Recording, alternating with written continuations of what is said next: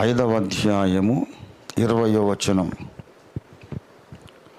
ఇతరులు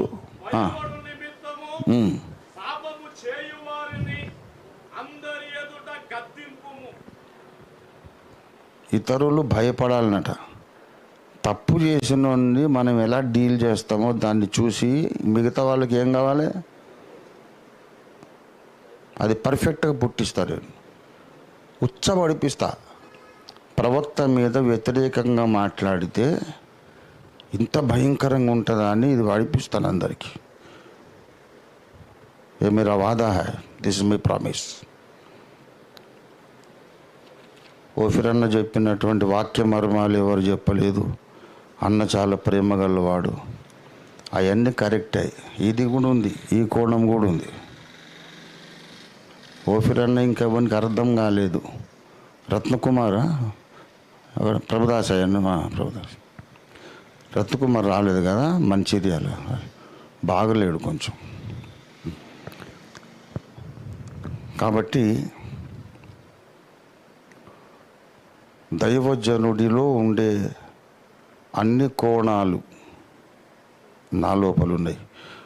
మిగతా దైవజనులందరినీ గౌరవిస్తాం, కానీ వాళ్ళ లోపల ఏదో ఒకటో రెండో ఉంటాయి. పౌలులో ఉన్న అన్ని కోణాలు ఉన్న ఈనాటి సేవకుడు రంజిత్ ఓఫీర్. ప్రేమించమన్నాడు, క్షమించమన్నాడు, ఇంకేమన్నాడు, భయం పుట్టేయమన్నాడు. ఎవరిని పడితే వాళ్ళని క్షమించుడే పని పెట్టుకుంటే భయం ఎప్పుడు ఉంటుంది చెప్పండి?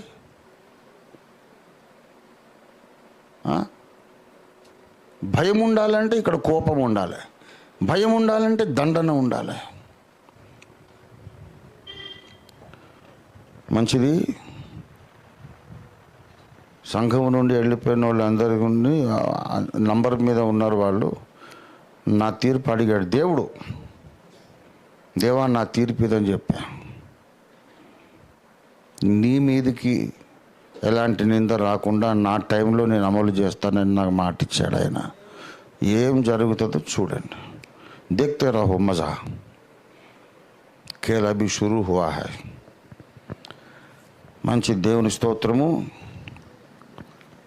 అందుకే వాడు భయపడ్డాడు. నాకు తెలుసు ఆయన కథ అంతా. ఓఫిరన్న ఎట్లా మాట్లాడు అని తెలుసు. నాకు కొంచెం భయంగా ఉంది. ఎందుకు అంత ఉప్పులో కుప్ప ఎందుకు భయపడుతున్నాడు? వాడు ఏం మాట్లాడినాడో నాకు తెలుసు. అన్నీ నాకు తెలుసు అని ఏది నేను మర్చిపోనాను కూడా వాడికి. అందుకే భయపడ్డాడు. సరే మంచిది.